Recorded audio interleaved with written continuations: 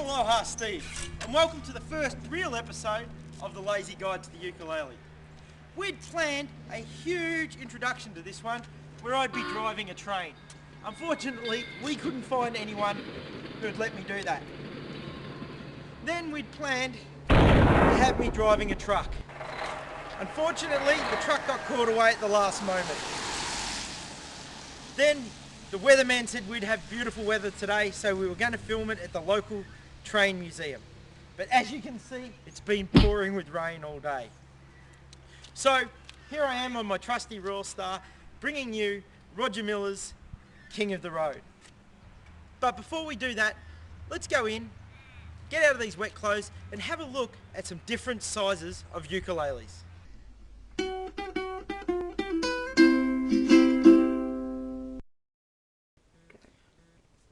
Welcome back from out of the weather.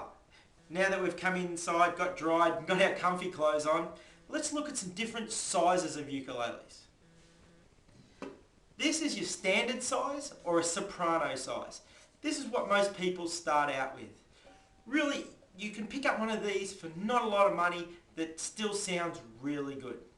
The only problem with these ones is they're not really built for those of us with fat fingers.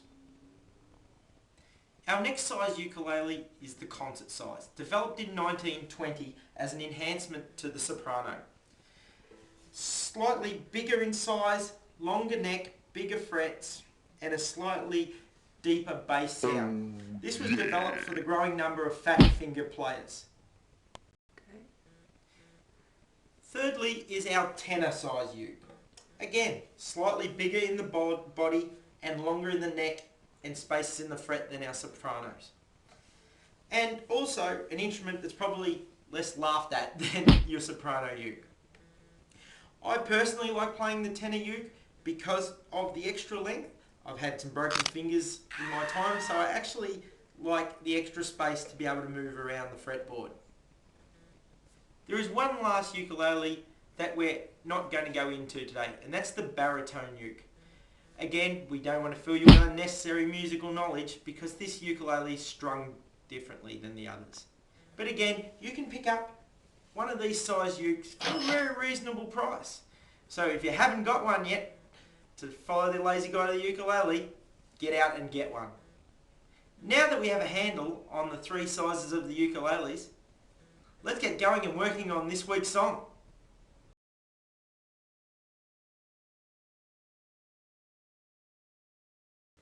Okay folks, in our last lesson we learnt a basic strum and 3 chords. So let's just go over them quickly.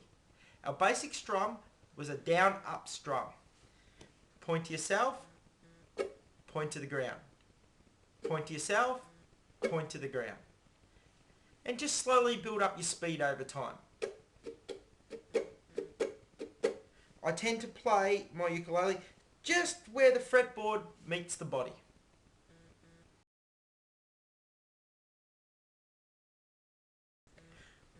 We also learnt 3 chords last week, C, F and G.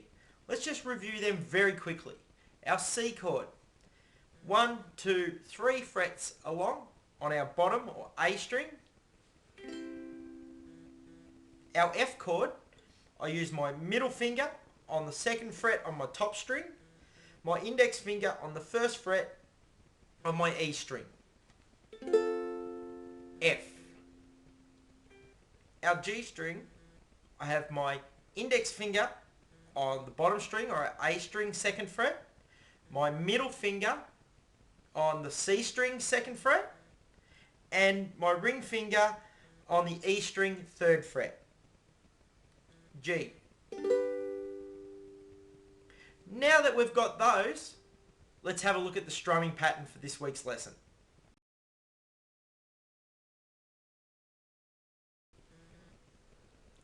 So now that we've practiced our down-up pattern of strumming, we're going to teach you a new pattern for this song. It's actually a pattern that we use a lot with the ukulele. It's the down, down, up, down pattern. And that's exactly what we're doing.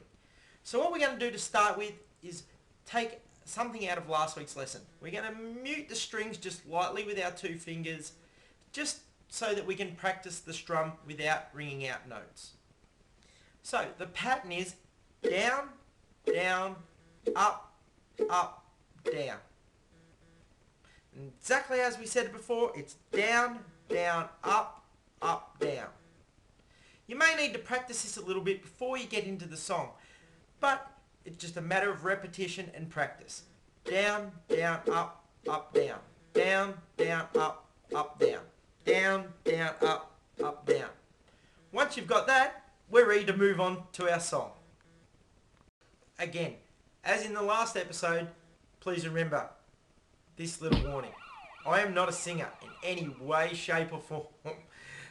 I just purely love playing the ukulele. So please, again, don't write in and say I'm a horrible singer. I already know.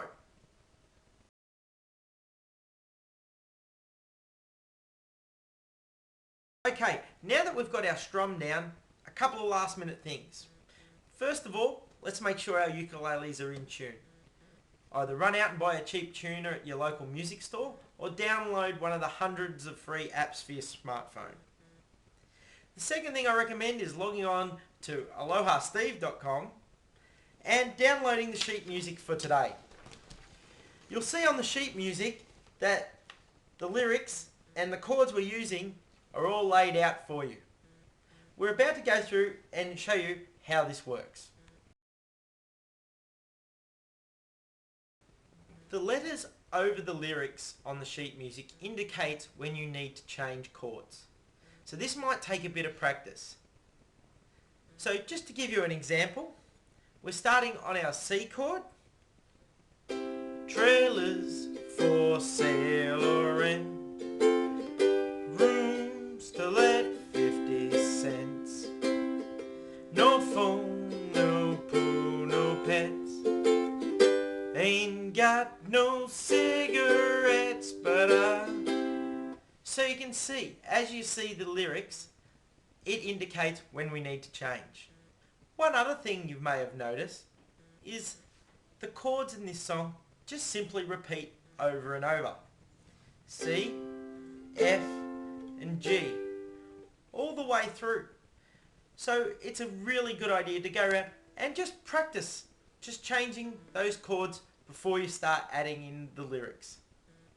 Another really good hint is have a look at the different renditions of this song on YouTube so that you get tempo and styling from others. It's not a good idea just to learn in one single place because it will extend your knowledge of the ukulele. You may also notice the single and the double strums done on the G. They are purely just for artistic license. You can continue on with your down, down, up strum, or when you feel more comfy, add those single and double strum to the G chord.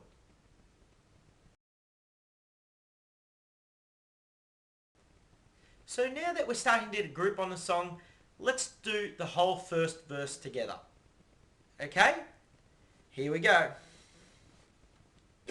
Trailers for sale or rent, rooms to let 50 cents, full phone, no pool, no pets, ain't got no cigarettes, but 2 hours of pushing broom buys a 8x12 4-bedroom. I'm a man of means, by no means king of the road. Once you've learnt the first verse, the other 2 verses are exactly the same in chord progression. I'm not obviously going to go through and sing all of them because that takes that little bit of way of learning from you, and this is the lazy guide after all. For our intermediate and advanced players, you'll notice on the song sheet that there are some alternate chords. A C7 chord and a G7 chord as alternates. This will just give your song just that little extra tone and sound. Also, if you look at the top of the sheet music, there's an intro, and it goes a little like this.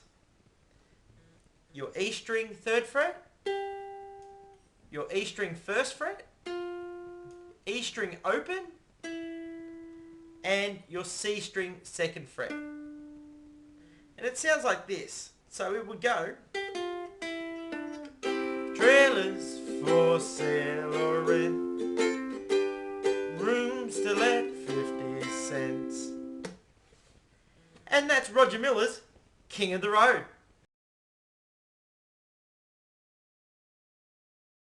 You may need to go back and watch this episode a few times to get a handle on all the little bits and pieces that we've added into our playing. But the best thing that I can recommend is go away and do plenty of practice. Next week, we're going to be learning Neil Diamond's Red Red Wine. So till then, aloha and keep practicing those U's.